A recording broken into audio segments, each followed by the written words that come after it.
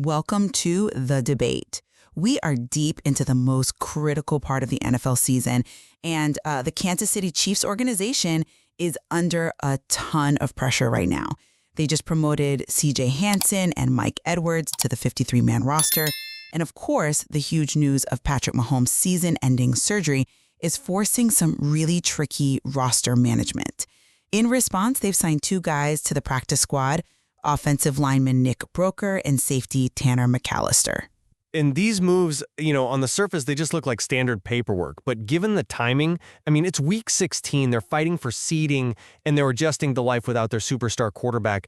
It really forces us to ask what the Chiefs' priorities actually are. Absolutely. So I guess the real question for us today is, are these late-season practice squad additions a strategic, maybe even high-upside attempt to fix some known problems? Or are they just, low-impact transitional signings that don't really do much to address the team's bigger issues? I'm going to argue that these signings are calculated, tactical moves that make the most of a very tough situation. And I'll be arguing that this is really just superficial roster churn. That these moves are a symptom of deeper problems in their depth planning. And these guys, they offer minimal real solutions. It's more about attrition than strategy. Look, for me, it comes down to this. Good management means you have to address your most immediate problems, regardless of who's available.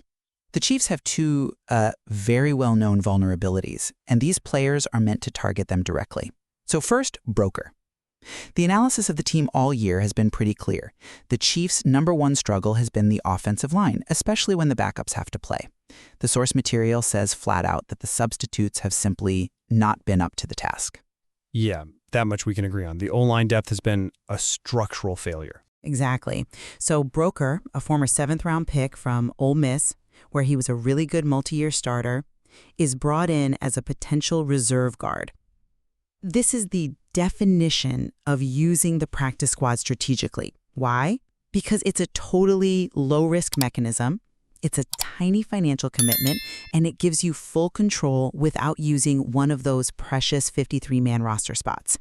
If there is even a small chance that the Chiefs coaching staff can unlock what made him a top college blocker, they've just gotten desperately needed depth for basically nothing right before the playoffs. Okay, but the problem with calling Broeker a strategic move is that it just ignores the reality of his pro career so far. He's a journeyman, a former 7th-rounder who got, 9 offensive snaps in 12 games with the Texans.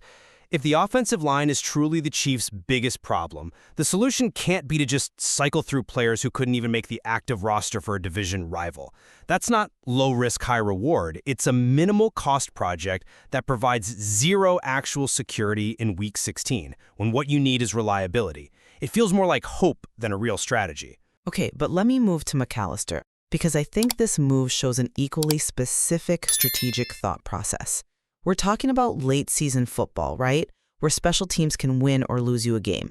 McAllister, even though he was undrafted, is praised by scouts for being extremely aggressive, a willing and able hitter, and for making secure tackles. He played 91 special team snaps in 6 games for the Broncos. That shows he can do it, that he has that immediate utility. And yes, I know, the scouting report mentions penalty issues and playing uncontrolled, but the Chiefs are betting that their coaches can channel that aggression.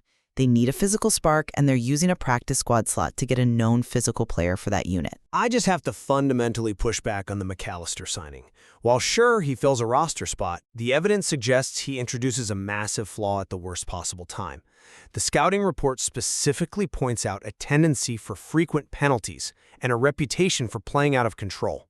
In the tight margins of a December football game, a special teams penalty, holding, a block in the back, unnecessary roughness, that can be a field-flipping, game-losing mistake. Reliability is everything on late-season special teams.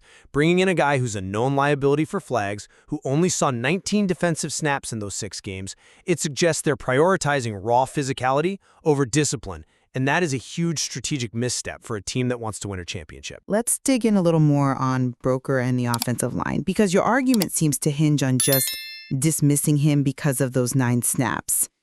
And I see why you'd think that, but let me offer a different way to look at it. Focusing only on those snaps kind of misses the Chiefs' main goal right now, which is protecting the quarterback who is not Patrick Mahomes. And that quarterback is Gardner Minshew, with Chris Oladokun behind him. Exactly. With Mahomes potentially going on IR and Oladokun probably needing a 53-man roster spot to back up Minshew, the pressure on that O-line to just stabilize completely changes the value of every single depth piece. The Chiefs need somebody who can step in at guard if another guy goes down, and that somebody has to come from the practice squad to keep that 53-man roster flexible. Broker isn't supposed to be an all-pro. He's a cheap lottery ticket they picked up because he was a standout college player at a position of a very clear organizational weakness. The strategy here is to maximize the chance of finding a functional emergency backup before the playoffs, which is a necessity now that Minshew is the guy. I'm just not convinced by that, because I think it misdiagnoses the problem. The failure of the current backups isn't a talent gap that some other team's developmental guy can suddenly fix. It points to a deeper, structural failure in either talent evaluation or scheme fit with the guys they already have. You don't solve that kind of problem by just cycling through other teams' cast-offs. I mean, what guarantee do they have that their coaches can succeed where the Texans couldn't even get them on the field? It feels like wishful thinking. The cost of Broker failing in a critical moment is way higher than the benefit of filling a practice squad slot. At this point, bringing in a guy like this feels more like a symbolic move to appease the fan base, not a substantive action. But that's just the nature of the practice squad system in December. When you have two clear needs, O-line depth and a spark on special teams, and very limited resources, you have to prioritize traits. With Broker, they're prioritizing his college success and his fit at the position, and they're gambling that a change of scenery might unlock something. If they don't take this low-risk gamble, they're basically just giving up on their O-line depth and guaranteeing they have to rely on players who have already proven they're not up to the task. This is the only way to add interior line depth without giving up that crucial 53-man spot they need for Oladokun. The strategy isn't about the player's history. It's about the smart allocation of resources under tight constraints. See, you're framing that constraint as clever management, but I see it as managing a crisis that was created by their own shortcomings earlier. If the depth had been properly addressed months ago, they wouldn't be counting on the slim hope of a practice squad signing to revolutionize their blocking scheme in 3 weeks. The fact that we're even debating this deep dive on a practice squad player, it just highlights the failure to build real depth earlier in the season. Okay, let's go back to McAllister, because the risk assessment you're applying just seems completely flawed for a team trying to win a title. You mentioned his 91 special team snaps. That history confirms his role, sure, but it doesn't just erase the documented flaw, the tendency for uncontrolled play and penalties. That's a compelling argument, I'll give you that. But have you considered the specific tactical need the Chiefs are trying to fill? Late-season special teams is often about sheer aggression, about winning that physical battle and forcing a turnover or pinning a team deep. McAllister is known for being a powerful hitter and for making tackles. The Chiefs are trying to harness that specific, aggressive energy. The assumption of any high-level coaching staff is that you can teach control. You can't teach aggression. I just come at it from a different angle. If the Chiefs really thought he was a strategic asset they could fix, they would have signed him earlier to give themselves time to correct the issue. We're talking about Week 16. The high probability of one game-altering penalty, a 15-yarder that flips field position and maybe costs you a playoff seed, that just outweighs any marginal gain from his aggression. If he commits an unnecessary roughness penalty on a huge punt return, his entire value is gone, and the team could lose a pivotal game. Relying on a quick fix for a deeply ingrained tendency of playing uncontrolled is it's high-stakes negligence, not strategic foresight. But what's the alternative? Who else are they going to sign to bring that kind of instant physicality? They've clearly identified a deficiency in their special teams' energy. They're willing to take on that potential penalty risk because the reward, a sudden physical presence that challenges opponents, is something they feel they need to compete against other top playoff teams. You're prioritizing the abstract fear of a penalty over the very concrete need for better tackling and coverage intensity, which McAllister actually provides.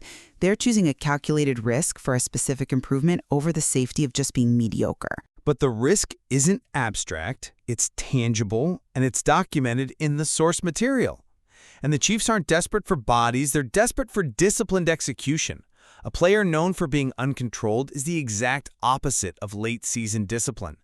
To me, this move signals a bit of a panic to find any kind of aggressive spark, no matter the potential for self-sabotage that comes with it.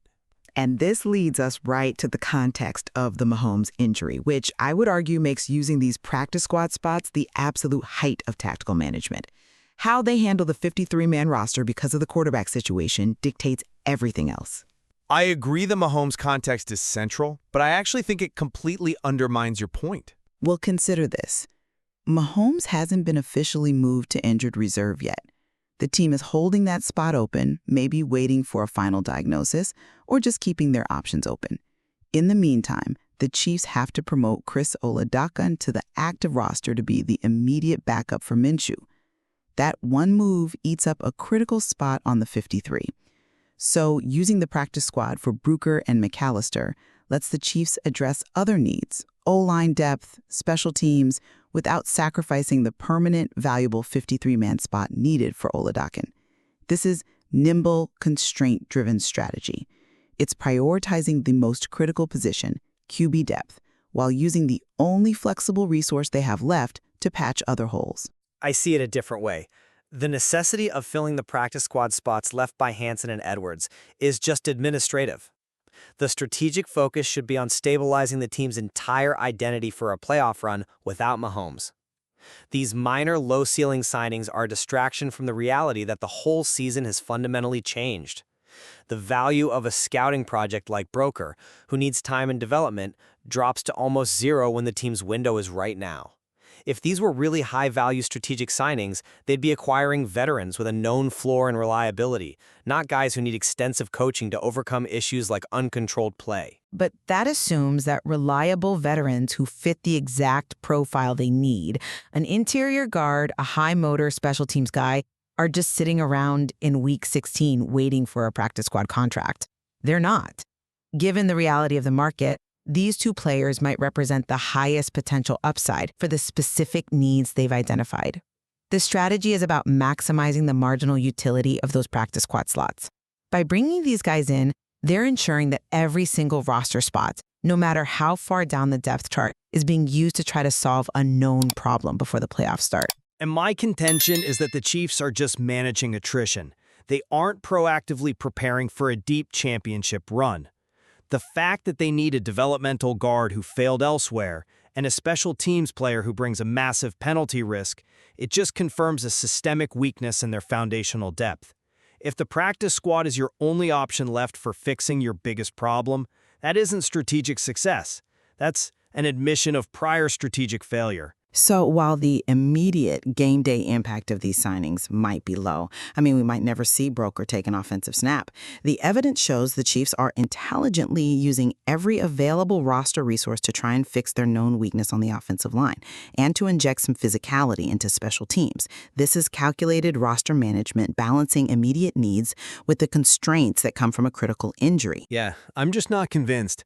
The evidence on the players themselves, specifically Bruker's 9 snaps and McAllister's documented penalty problems, it suggests these are low-ceiling, high-risk moves. They don't solve the core problems, they just fill empty boxes on a spreadsheet. This feels like standard late-season roster churn that offers a tiny bit of security, but not the real strategic depth the team needs to navigate the playoffs without its star quarterback. What's clear, I think, is that both sides of this really highlight the difficult balancing act NFL teams face. When you're dealing with critical injuries and roster churn this late in the season, you have to decide, do you prioritize known reliability or do you gamble on high upside traits, even when those traits come with significant risk? Absolutely. The ultimate impact of these little moves, whether one of them provides a critical spark in an emergency or results in a crucial late-game penalty, that's going to directly affect the Chiefs' ability to get through these final few weeks and maybe even make a run. There's clearly more to explore in how these small tactical decisions can change a whole team's trajectory.